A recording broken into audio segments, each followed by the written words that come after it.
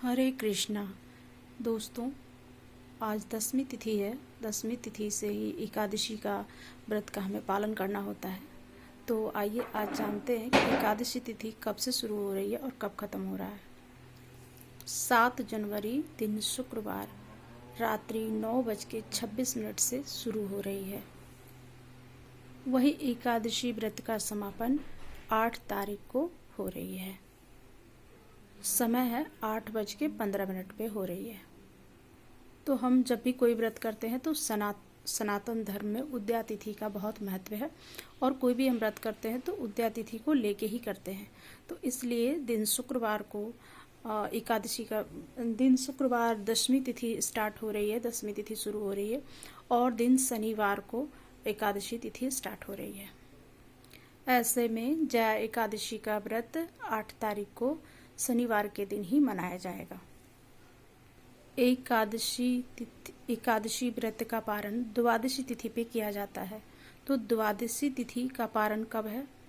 पारण का समय है 7:14 से लेकर के 9:36 तक। तो पारण करने से पहले हमें पंडित जी के लिए दान निकालना है, ज़रूरतमंद के लिए भी दान निकालना है और दक्षिणा निकालना है। हमें छोटा सा होम करना है, संकल्प लेना है। इस प्रकार से छोटी छोटी बातों को ध्यान रखते हुए हमें एकादशी व्रत का पूर्ण करना है। देखिए, एकादशी व्रत का नाम क्या है? इस एकादशी व्रत का नाम है जया एकादशी, क्योंकि सटतिला एकादशी के बाद जया एकादशी आती है। तो इस एकादशी का नाम जया एकादशी है। तो आज 10वीं तिथि है। आज 10वीं तिथि से आपको जिन्हें भी एकादशी करनी है तो वो आज 10वीं तिथि से ही अपना पालन करेंगे व्रत का। तो आज आपको संध्या के समय से अन्न नहीं लेना है, ठीक है। और एकादशी तिथि पे हमें संकल्प लेना होता है अखंड दीपक का। आप 11 बाती का दीपक जला लें या 1 बाती का भी दीपक जला सकते हैं। देखिए, दक्षिणा दिए बिना और दान निकाले बिना कोई भी व्रत पूरा नहीं होता है। दोस्तों, आप एकादशी का व्रत कर ले, कोई भी तीज कर ले, करवा चौथ कर ले, कोई भी व्रत कर ले, पर आपको दान निकालना और दक्षिणा देना बहुत ज़रूरी होता है। दक्षिणा भगवान को चढ़ाना भी बहुत ज़रूरी होता है। इन सब बातों को ध्यान में रखते हुए हम अपने व्रत को पूरा करते हैं। तो इन सब छोटी छोटी बातों को ध्यान रखना बहुत ज़रूरी है। तो एकादशी व्रत जया एकादशी व्रत है। तो देखिए, बहुत है, अपने सामर्थ्य के हिसाब से आप दान करें, ज़रूरतमंद को दे, पंडित जी को दान करें, अन्न का दान करें और धन का भी दान करें। देखिए, व्रत करने का भी एक अपना समय होता है, ब्रह्म मुहूर्त में होता है समय। इस कल का जो ब्रह्म मुहूर्त है एकादशी का, वो सुबह 5:14 से स्टार्ट होकर के 6:56 तक है। तो आप ब्रह्म मुहूर्त में भी पूजा कर सकते हैं। इसमें बहुत सारे मुहूर्त आते हैं। ब्रह्म मुहूर्त के बाद अभिजीत मुहूर्त होता है। अभिजीत 11:10 से शुरू होकर के 11:49 तक आपका अभिजीत मुहूर्त है। अमृत काल का मुहूर्त है। आप 2:29 से लेकर के 3:36 तक अमृत काल है। तो देखिए, आपको जब व्रत करना है या किसी कारणवश हम ब्रह्म मुहूर्त में पूजा नहीं कर पाते, तो देखिए बहुत सारा मुहूर्त आता है। अभिजीत मुहूर्त है, अमृत काल है। तो इन सब में भी स्नान, दान और पूजा किया जाता है। तो आप देखिए, अपने सुविधा के अनुसार से आप व्रत करें। देखिए, हर काल होने, अमृत काल है, ब्रह्म मुहूर्त है, जो भी है, सभी काल के साथ साथ एक राहु काल भी होता है। तो राहु काल में विशेष तौर से हमें पूजा नहीं करनी चाहिए, क्योंकि वो आपका मान्य नहीं होता है और वो सही नहीं होता है। तो राहु काल का समय 9:25 से लेकर के 10:11 तक आपका राहु काल चलेगा। तो देखिए, राहु काल में आपको पूजा नहीं करनी है। आप अमृत काल में करें, ब्रह्म मुहूर्त में करें, अभिजीत मुहूर्त में करें, लेकिन राहु काल में पूजा नहीं करनी चाहिए, क्योंकि राहु काल में किया हुआ पूजा व्रत आपको नहीं लगता है और आप उसका फल विशेष ना होकर के और उल्टा हो जाता है। तो इसलिए आप हमेशा जब भी कोई पूजा करें तो इन बातों का ध्यान रखें कि राहु काल आप जरूर देख लें। देखिए, कहा गया है एकादशी का व्रत सभी व्रतों में सबसे उत्तम और सबसे बड़ा व्रत है। आप अगर कोई व्रत ना भी करते हैं और सिर्फ और एकादशी का व्रत करते हो तो सभी व्रतों का फल आपको मिलता है। तो इसलिए एकादशी का व्रत एक ऐसा है कि आप अगर 24 एकादशी नहीं कर पा रहे तो कुछ एकादशी जो आपको इम्पोर्टेंट है वो एकादशी आप कर सकते हैं। उससे आपको पूरा फल मिलता है एकादशी का, ठीक है। तो इसलिए आप जो एकादशी कर सकते हैं वो कीजिए, जो नहीं कर सकते हैं उसमें कम से कम आप दान करें, पूजा करें, पंचामृत स्नान करवाएं भगवान को। एकादशी का व्रत का नियम समझ लें। देखिए, इस एकादशी का नाम जया एकादशी है। इसे भौमी एकादशी भी कहा जाता है।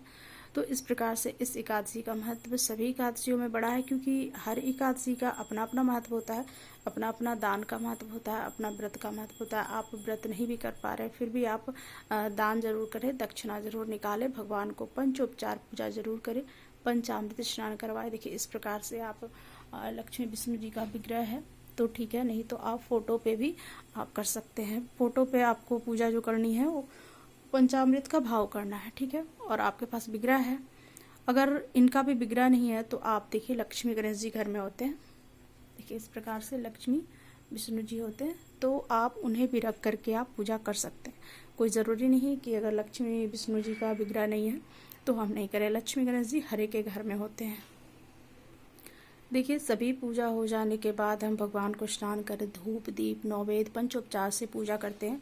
उसके बाद आरती करते हैं, उन्हें भोग लगाते हैं, आचमन्यम कराते हैं, होम करते हैं, दान निकालते हैं, दक्षिणा चढ़ाते हैं। इन सभी काम को करने के बाद फिर हमें भगवान नारायण का जो जाप होता है वो करना ज़रूरी होता है। श्री कृष्ण का जाप जो होता है करना वो ज़रूरी होता है। या आप लक्ष्मी जी का भी जाप कर सकते हैं और भगवान विष्णु का भी जाप कर सकते हैं। 108 माला की जो मुनके की मोती की माला होती है उससे आप जाप कर सकते हैं। देखिए, उस दिन फल से बना हुआ जैसे पंचामृत है, मेवे का कुछ बना हुआ है, मेवे का खीर बना हुआ है, वो सब बना करके आप पंडित जी को भी दान कर सकते हैं, क्योंकि अन्न और धन दोनों का दान करना सबसे उत्तम होता है। बना हुआ अन्न बहुत ही महत्वपूर्ण होता है दान में। मैंने अपने पिछले वीडियो में भी स्टोरी में बताया है, कहानी में बताया है कि बूढ़ी माई ने सारी एकादशी का व्रत किया था, पर वो उन्होंने पका हुआ भोजन का दान नहीं किया था, ना ही उन्होंने जल का दान किया था। तो इसलिए बैकुंठ जाने के बाद उन्हें भूख प्यास से बहुत देर तक उन्हें तड़पना पड़ा और फिर भगवान उनको उपाय बताए कि एकादशी का व्रत का कहानी सुनाइए, क्योंकि कथा सुनना भी व्रत में बहुत ज़रूरी होता है। चाहे किसी भी चीज़ का व्रत आप कर रहे हो, बिना कथा किए हुए भी, कथा सुने हुए भी आप चाहे तो दोनों समय सुन सकते हैं, नहीं तो एक समय ही भी सुन सकते हैं। तो बिना कथा सुने हुए आपका कोई भी व्रत पूरा नहीं होता है। इसलिए एकादशी व्रत का कथा ज़रूर सुने। आप व्रत नहीं भी कर पा रहे फिर भी आप पूजा करें, पंचोपचार पूजा करने के बाद आप व्रत का कथा व्रत जरूर सुने। देखिए, इस दिन गीता का पाठ करना भी बहुत उत्तम होता है। जो भी एकादशी आए दोस्तों, उसमें आप गीता का पाठ भी कर सकते हैं, या अपने मंदिर में कर सकते हैं, या कहीं पे शांत जगह पे बैठ के आपको गीता का पाठ करना भी चाहिए, क्योंकि उससे भी आपको विशेष फल मिलता है और एकादशी का पूरा फल आपको मिलता है। देखिए, इस दिन दूध और मावे से बनी हुई मिठाई भी भगवान को भोग लगाई जाती है विशेष तौर से। उसमें तुलसी दल डाल करके उन्हें बहुत प्रिय है। दूध से बना हुआ मिठाई, रबड़ी है, मलाई है, इन सब चीज़ों को भगवान को उस दिन भोग लगाने से बहुत उत्तम फल होता है। जैसे केला, आम, अंगूर, शरीफा, नाशपाती, ये सब जो है ऋतु फल, वो भी भोग लगाना बहुत ही उत्तम है। भोग लगाने के बाद आप भी प्रसाद के तौर पे उसे ले सकते हैं। इस दिन क्रोध नहीं करना चाहिए और मधुर वचन बोलना चाहिए। तो इस क्रोध पे भी आपको एकादशी के दिन बहुत कंट्रोल करना है दोस्तों, ताकि आपका पूजा खंडित ना हो और पूरा फल मिले। एकादशी के दिन मौन रहना भी बहुत उत्तम होता है। पठन पाठन करना भी बहुत उत्तम होता है। आप भजन करें, आप कीर्तन करें, जागरण करें, पठन पाठन करें, वो भी बहुत ही उत्तम फल देता है। एकादशी व्रत में कथा सुनना बहुत ज़रूरी दोस्तों। तो आए अब सुने कथा। युधिष्ठिर ने भगवान से पूछा, हे माधव, हे कृष्ण, इस जैसे सटतिला एकादशी का वर्णन आपने इतने अच्छे से किया था, उसी प्रकार से इस एकादशी का भी वर्णन हमें बताएं और इसका फल भी बताएं कि इस एकादशी का व्रत करने से हमें क्या फल मिलता है। तब माधव ने कहा, हे युधिष्ठिर सुनो, इस व्रत को करने से, इस व्रत का नाम जया एकादशी है, इस व्रत को करने से ब्रह्म हत्या जैसा पाप जो है वो भी दूर हो जाता है, उसका भी कटित हो जाता है। तो ये एकादशी सभी एकादशी में सबसे बड़ी एकादशी है। माधव ने बताया, युधिष्ठिर, ये सबसे बड़ी एकादशी है जया एकादशी। इससे ब्रह्म हत्या जो लगती है, जैसे हम ज़मीन पे फर्श पे चलते हैं तो हमें चींटी, मच्छर, इन सबों को जो मारते हैं हम, तो वो भी एक हत्या के ही रूप में लगती है। तो इस एकादशी को करने से हमें ब्रह्म हत्या से छुटकारा मिलता है तथा इसके व्रत के उपाय से भूत पिशाच सभी योनियों से भी मुक्ति मिलता है और वैकुंठ धाम की प्राप्ति होती है। पद्म पुराण में जो कथा है वो सुनाता हूँ। देवराज इंद्र जो है स्वर्ग में राज किया करते थे। देवतागण जो भी है स्वर्ग में बहुत अच्छे से रहा करते थे। एक नंदन वन था, उसमें सभी देवी देवता विहार कर रहे थे। उसमें पुष्प गंध, उसमें सबसे मेन गंधर्व जो थे पुष्पदंत और उनकी कन्या जो पुष्पवती थी वो विहार कर रहे थे।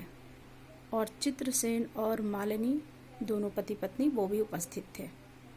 उनका 2 पुत्र था, पुष्पवान और मूल्यवान, वो भी उपस्थित थे। पुष्पवती जो थी गंधर्व कन्या, वो मूल्यवान पे मोहित हो गई और माल्यवान पे कामवान चलाने लगी और उसने अपने वश में कर लिया। पुष्पवती जो थी बहुत ही सुंदर थी, अत्यंत सुंदर थी। पुष्पवती और माल्यवान दोनों नृत्य करने लगे, नृत्य सुंदर गान गाने लगे। तभी वहाँ पे इंद्र पहुँचे और इंद्र को ये देख करके बिल्कुल अच्छा नहीं लगा और उन्होंने पुष्पवती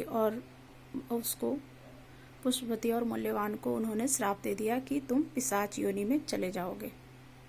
और उसी क्षण दोनों पिशाच बनकर हिमालय पर्वत पे दोनों दुखी से रहने लगे।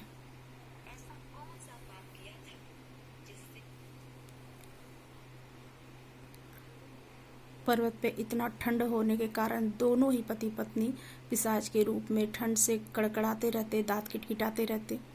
तभी उसने अपने पत्नी से कहा कि हम लोगों ने कौन सा ऐसा पाप किया है जो हमें पिशाच योनि मिला है और हमें इतना सारा तकलीफ सहना पड़ रहा है। इससे अच्छा तो नर्क ही अच्छा था, पिशाच योनि से नर्क में ही रहना अच्छा था। ये कह करके दोनों बहुत दुखी होने लगे।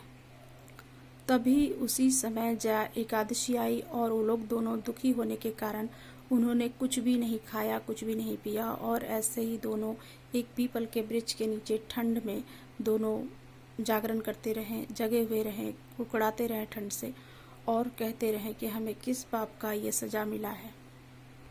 और इस प्रकार से उन दोनों ने जया एकादशी का व्रत कर लिया। जैसे ही सुबह हुआ तो इंद्रदेव प्रकट हुए और कहने लगे कि तुम पिशाच योनि से कैसे छूट गए, क्योंकि तुम्हें तो मैंने श्राप दिया था पिशाच योनि में। तब उसने बताया कल की विधि कि कल हम लोगों ने दुखी के मारे ठंड के कारण हमें कुछ नहीं खाया, रात्रि को निंद्रा भी नहीं आई तो हम जागरण करते रहे। इसी प्रकार से हमें एकादशी व्रत का जो फल है वो मिला और भगवान हरि विष्णु ने हमें पिशाच योनि से हमें दूर कर दिया, पिशाच योनि से मुक्त कर दिया हमें और वैकुंठ के लिए हमें जगह मिला है, वैकुंठ में हमें। तो इंद्रदेव कहने लगे।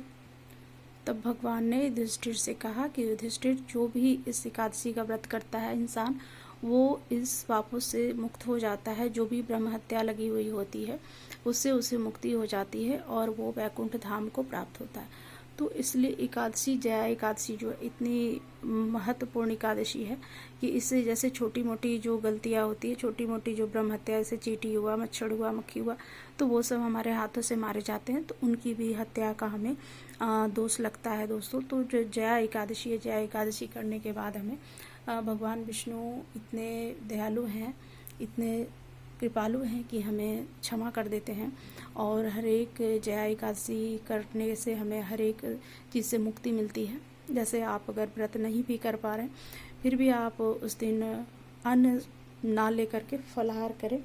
फलाहार भी नहीं कर पा रहे हैं तो आप मीठे चीज़ का भोजन करें ताकि और पूजा करें जो भी है। सुबह ब्रह्म मुहूर्त में उठ करके, नहीं तो अभिजीत मुहूर्त में उठ के, या अमृत काल में आप किसी समय, राहु काल छोड़ करके आप किसी समय अच्छे समय को चुन करके आप उस समय पूजा करें।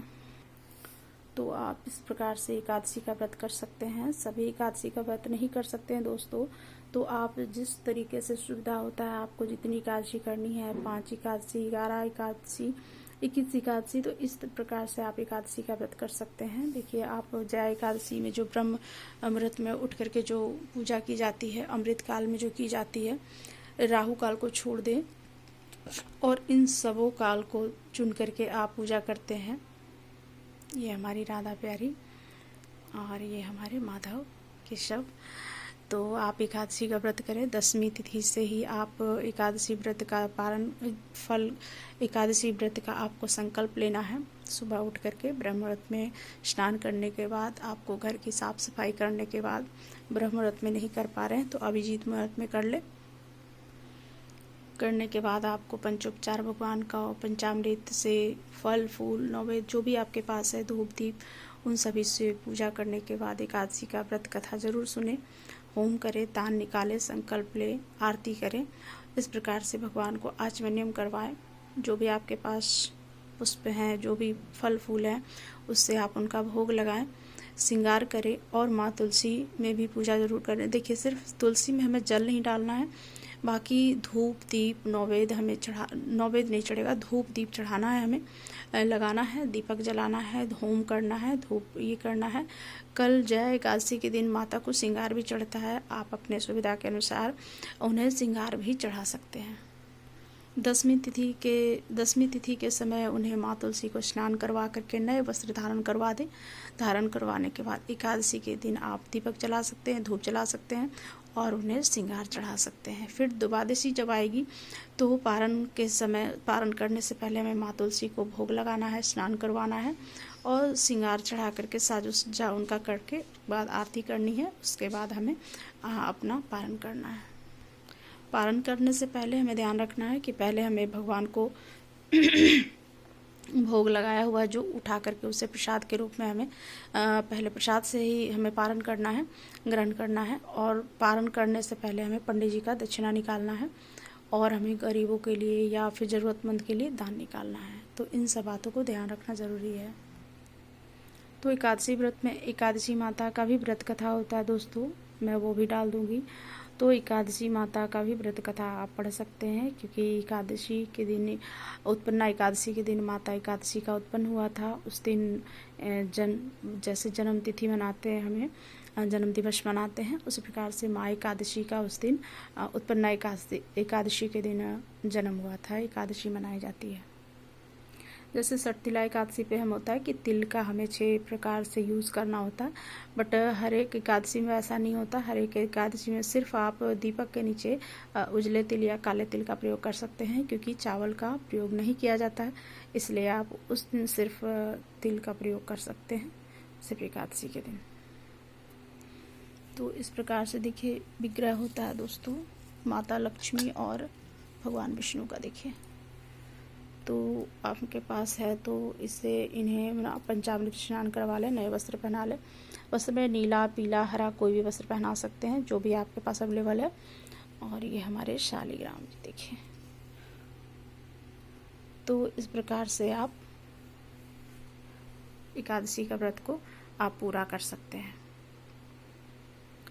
सुबह उठने के बाद आपको संकल्प लेना है कि आपको एकादशी का व्रत कैसे करना है, निराजली एकादशी करना है या फल खा के एकादशी करना है। तो उस प्रकार से आप पहले उठ करके आप भगवान के पास भगवान को स्नान करवाने के बाद दीपक, अखंड दीपक जलाने के बाद आप 11 बाती का भी दीपक जला सकते हैं, और नहीं तो 21 बाती का भी, 11 या 1 बाती का भी दीपक जला सकते हैं।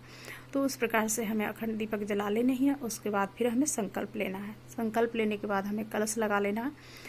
कलश लगाने के बाद फिर हमें भगवान को स्नान, चंदन, धूप, दीप, नैवेद्य, पंचोपचार से पूजा करना है। देखिए, आपके पास विग्रह नहीं है तो इस प्रकार से देखिए तस्वीर आता है, तो आप इस प्रकार से तस्वीर भी ला करके उनकी पूजा कर सकते हैं। माँ तुलसी को इस प्रकार से श्रृंगार चढ़ा सकते हैं। जो श्रृंगार माँ को चढ़ाएंगे वो आप भी उसको यूज़ कर सकते हैं। जो भी सामर्थ्य है, चूड़ी है, बिंदी है, मेहंदी है, जो भी है, जो सामर्थ्य आपके पास वो चढ़ा सकते हैं।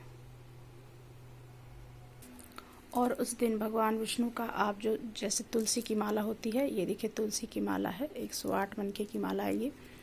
चंदन का भी माला होता है, तुलसी का भी माला होता है। तो जिस प्रकार से है आपके पास उपलब्ध है या है, तो आप उस प्रकार से ओम नमो भगवते वासुदेवाय का जाप इस माला से कर सकते हैं उस दिन, एकादशी के दिन। तो मेरी तरफ से सबको हैप्पी एकादशी एडवांस में। तो सब लोग 10वीं तिथि से ही अपने एकादशी का पालन करें दोस्तों, और अच्छे से एकादशी व्रत करें। हमारी राधा प्यारी कन्हैया। अगर विग्रह नहीं है तो आप देखिए इस प्रकार से लक्ष्मी जी और विष्णु जी का विग्रह से भी आप कर सकते हैं। ये हमारा शिव मंदिर।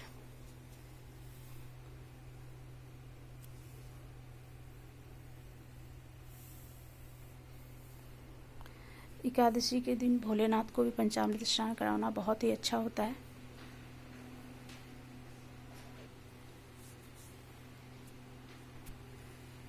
तो मेरी तरफ से सबको राधे राधे दोस्तों, और सब लोग अच्छे से एकादशी करें। 10वीं तिथि को आप तुलसी ना तोड़ें, ये एकादशी को, तो आप देखिए 10वीं तिथि को ही इस प्रकार से आप तुलसी पत्र तोड़ लें, रख लें। ये तुलसी मंजरी तोड़ करके आप, जब ये मंजरी इस प्रकार से हो जाए तो इस मंजरी को हमें उतार देना है, ठीक है। और इस मंजरी को एक साइड रखिए आप एक बर्तन में, ताकि जिस दिन तुलसी पत्र आपको ना मिले तो ये मंजरी से भी आप भोग लगा सकते हैं। तो इसलिए एकादशी के दिन माता को स्नान नहीं करवाया जाता है। आप धूप दीप कर सकते हैं, दीपक जला सकते हैं, बाकी सिर्फ स्नान नहीं कराया जाता है।